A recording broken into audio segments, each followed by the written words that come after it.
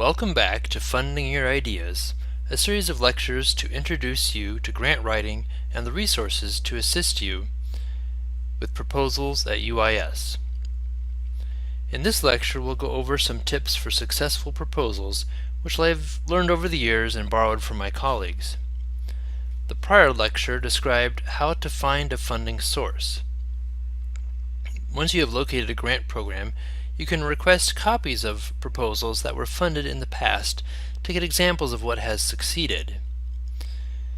Read and reread the Requests for Proposals, or RFPs, carefully, noting the goals and specifications of the agency.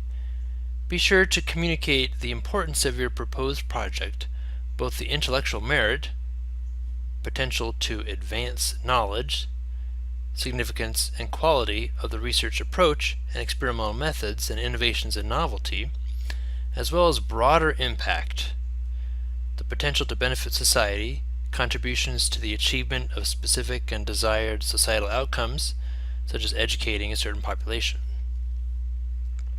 Your project should have only 3 goals, and the outcomes need to be measurable. In a separate workshop, we'll discuss the use of logic models. Describing your previously successful projects in the area establishes your ability to accomplish the proposal, and explaining the complementary contributions of others on your team will also demonstrate that your plan is workable. Everyone wants to fund a winner, not a risk. Since you've been rereading the request for proposals, you should be able to follow the directions, and you'll be able to repeat their jargon in your writing. As we've mentioned before, contact the program officer, ask for descriptions of prior awards, get a profile of the program from the advancement office, learn all you can in order to find the best match of their goals. Your writing needs to be clear, concise, and direct. You don't want the reviewer confused about what you're proposing to do. By using tables, charts, graphs, diagrams, and other figures, photos, you can better illustrate your project for the reviewers. Be sure to proofread your proposal. Typos and grammatical errors lower your reputation in the reviewer's mind. Get feedback from others, especially someone outside your field, if the reviewers will be a general panel. Your budget needs to be large enough to accomplish your goals. Don't skimp, thinking that if you ask for less, you are more likely to get the grant.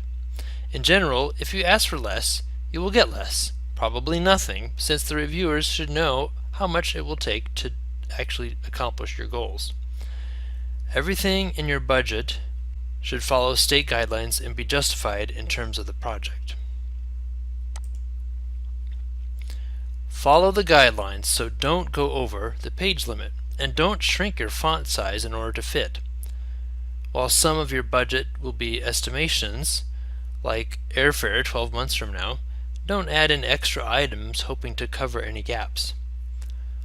While granting agencies are supposed to find peer reviewers for your proposal, they might not be able to find experts in your field or be a more general panel, like in the case of a community foundation.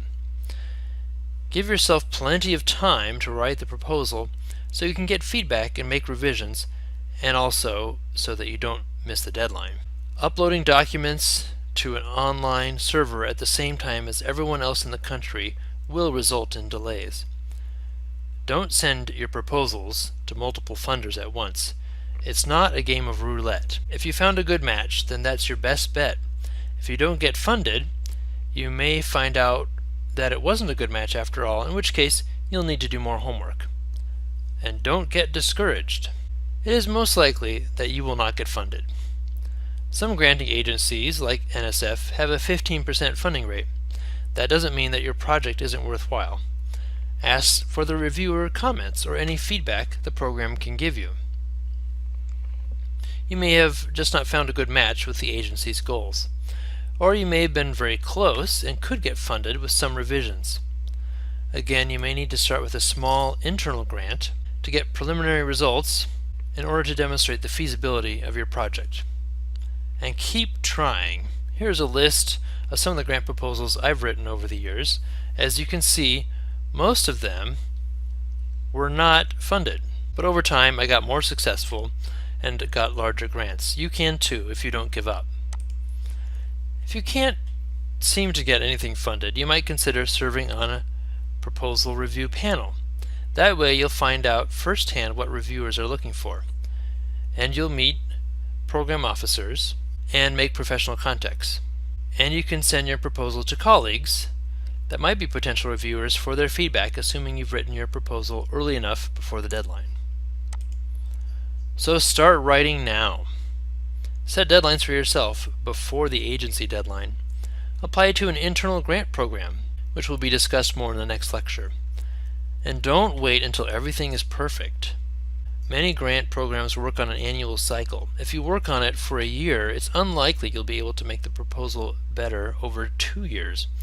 And some agencies have special programs for new faculty, in which case waiting to apply will put you in competition with seasoned grant writers. Some final tips in successful grant writing. Publish, or otherwise demonstrate that your scholarship has already successfully been peer-reviewed. Gather preliminary data, as I've stated before. Find resources on campus that can help support your project. For example, a computing cluster or a library database. And find collaborators. UIS is a small institution, so use that fact as a strength rather than a limiter. It's easy to walk down the hall and find a potential collaborator in a different department or college. Many funders like interdisciplinary projects, and a broader student base might be impacted. You can also find collaborators by participating in your professional network. Okay, so hopefully you think these are great tips, but now you might be wondering, how do I do all of this given my teaching and service load? Here are some tips for getting your faculty scholarship done. You have some freedom in scheduling your classes. Most faculty can create at least one day a week in which they don't have classes scheduled. Then don't fall into the trap of filling that day with catch-up work. Be sure to spend a few hours a week on your research, and you'll be amazed what you can accomplish. Also, since you're not on contract during the summer, you can spend large chunks of time on your scholarship. You can also schedule your teaching load during the academic year such that you teach more in one semester, easing up the teaching load in the other. Of course, be sure to discuss these options with your department chair. Additionally, scholarship of teaching, when properly done, can turn an innovation in your course into a publishable result. In the last lecture of this series, we'll go over the actual nuts and bolts of writing and submitting a proposal at UIS.